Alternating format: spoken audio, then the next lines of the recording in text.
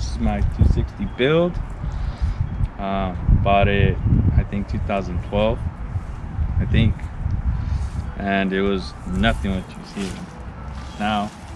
Before it was all, not even a rolling shell really. It was just missing a motor, missing a diff, gas tank, seats, and what else? It was missing a lot of stuff basically. And it sat for, I think, 2 years. 2 years until I built up, had like 10,000 ready to drop on it, because I don't like the idea of building it slowly and then wasting money, saving up money, wasting it. So it's just all in one shot. I wanted to do it. And at the time,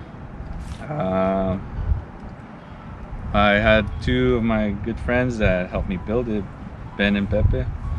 So 2015 came around and I had all the money saved up that I wanted. First I bought the engine. I was debating whether to go RB or 2J, and I had bought an RB 20 first, then backed out of it, sold it, got an RB 25 that was initially blown up, and they had rebuilt it, and it wasn't good. It wasn't good. So sold.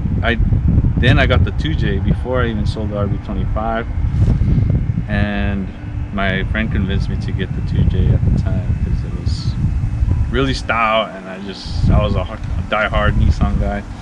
But after looking at the facts and the builds, got the Z32 transmission, bolted everything together. Then I got a stage 5 clutch from Competition Clutch, and from that point, test fitted the engine, made some mounts for it.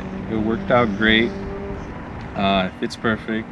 It fit perfect. And then just my only concern was the rear end, because the rear end was an R200, I think, or R180, and then it was a long nose, so it was very limited to what I can get. And I actually found those rare LSD types from I think it was a 300ZX that had the long nose R200. It was a clutch type, and I was gonna use it, then I scrapped the idea because it was just too much work, because I didn't have the axles, and I needed the hubs, I needed everything, man.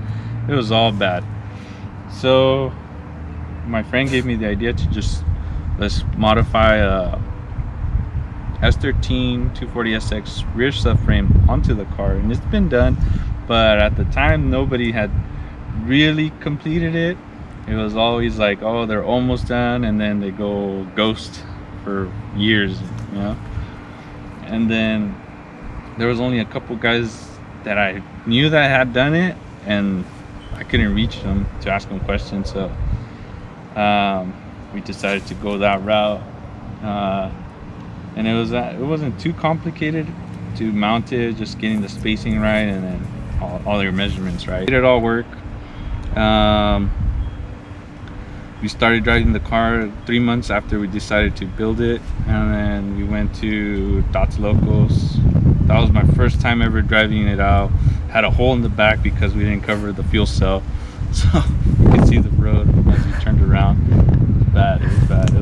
And then actually won an award for the most rattiest, so that was pretty cool. And back then I had the what were they, like a Watanabe style, or yeah, some Watts wheels, imitation Watts wheels. I forgot the brand they were, but they were 15 by negative 10, 15 by 10, negative 10 camber, or negative 10 offset. They stuck out like tremendously, like it looked like a spider when I was rolling on the freeway or something. And so won the award, came back, and then I just decided to do like some more stuff to it. Like the front suspension wasn't correct, because the way I had set it up originally was not giving me the full turning radius I desired, and it would kind of lock up to one side, because the inner tie rods that I had originally made weren't correct. So after that, I decided to do the S14 front subframe and extend the true length of the coilover mounts. So the 240 coilover mounts are much wider than the S30. So did that, and it corrected everything. Now everything, the geometry of the front suspension was correct. And what else? The rear end swapped it out to a Q45. Then I swapped the gears to 4.3 out of a Skyline. And the axles are Q45 or Z32. They're the beefier kind. Because I went to the track and I snapped that axle the first launch ever. Snapped it, and then so the rear end's solid for now. Then I had an eBay turbo because I just was broke and didn't want to spend a lot of money, and then finally took a shit and got convinced by my friends to buy something more legit. So I bought a BorgWarner 60mm turbo, and it was great. It's been great so far. And then I got a fuel cut defender, manual boost controller, and AGM fuel pump, all braided lines, fuel lines. And what else? I think that's it. And then I think towards the last thing I ever did was paint it, which I kind of regret, because I like the ratty look that I had, but I knew if I left it, it would just continue to rust. It was just I don't know. It was just, I didn't want it to rust anymore, because God forbid these things rust so quickly. And later on, the future plans for the car is do like a Coyote swap and tube the whole front end and get a roll cage, because it is sketchy. This car really, you have to really focus to drive it, because if not, it's gonna take you out basically. It's like, it's pretty much not a modern car that you have all the bells and whistles. This is actually a car you have to really drive and really pay attention to what you're doing and really have a feel for the car. But yeah, and back in 2015, I was the car appeared on Smoking Tire by Matt Farah. Oh yeah, I remember that episode. Yeah, it wasn't painted yet. No, it was not painted. I had the fender flares. I forgot the wheels that I had, but that was a crazy trip.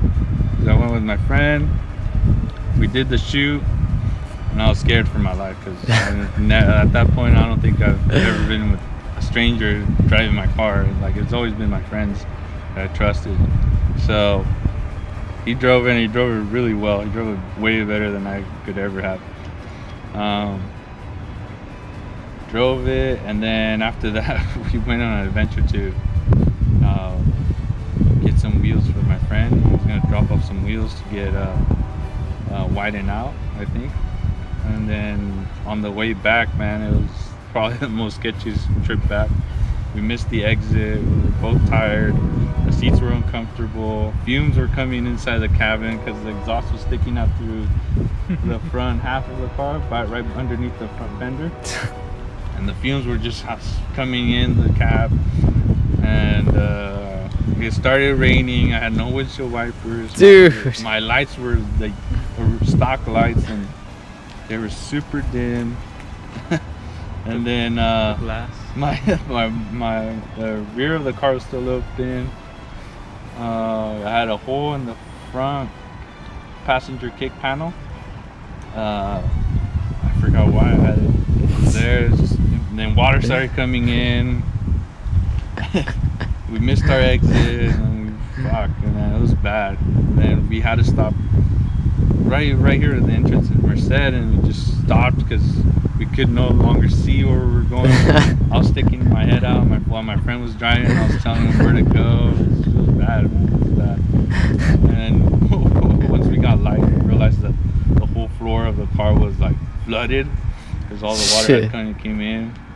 And I still have like loose wiring there, so it was like sketchy, you know. Could have shorted something out and I'm stranded. did that, and then we waited on until the rain kind of got better, and then we drove home. And then that was it, man. That was crazy. Had some crazy adventures in this car. One, we went to Zootopia, I think in Bakersfield. It was with my same friend Ben. Yeah,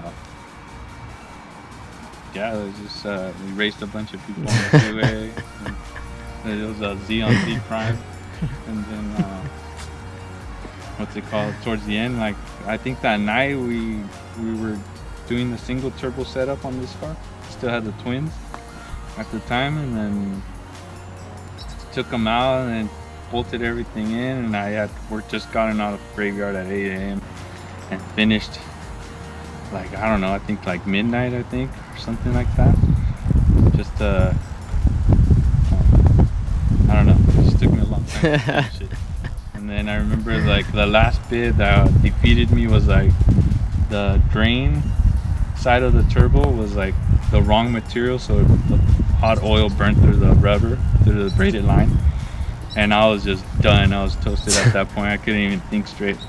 And my two of my friends, my cousin and my friend stepped in. I got Eggy and Ben. They got it done for us because we swapped out the map with another friend that I had a 2J.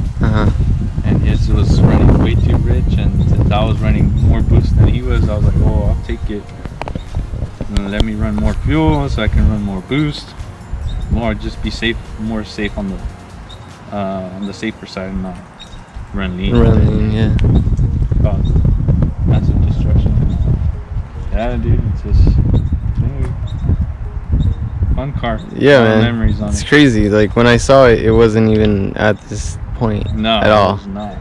Nah. Nah, it was all janky, ratty, but Mad Max. yeah, it was like literally Mad Max style. Yeah, I think when I first met you, you were still trying to get the fuel cell on. Yeah, Yeah. I was. And and the fuel cell that I originally had bought was a 20 gallon, which ended up being too big or just the wrong sizing. So we cut the fuel cell and we patched it up, and I rolled with that fuel cell for a while, and it was leaking actually fuel. So, The whole time? Dude, yeah, it was crazy, man. Just little stuff that I never noticed. But you get lucky with, you just get away with it. Yeah, dude, like I guess it was all the gunk, because I think I overfilled the transmission one time and it sprayed oil everywhere underneath the chassis. Thanks for having me, guys. 3180 Garage. Awesome to be here.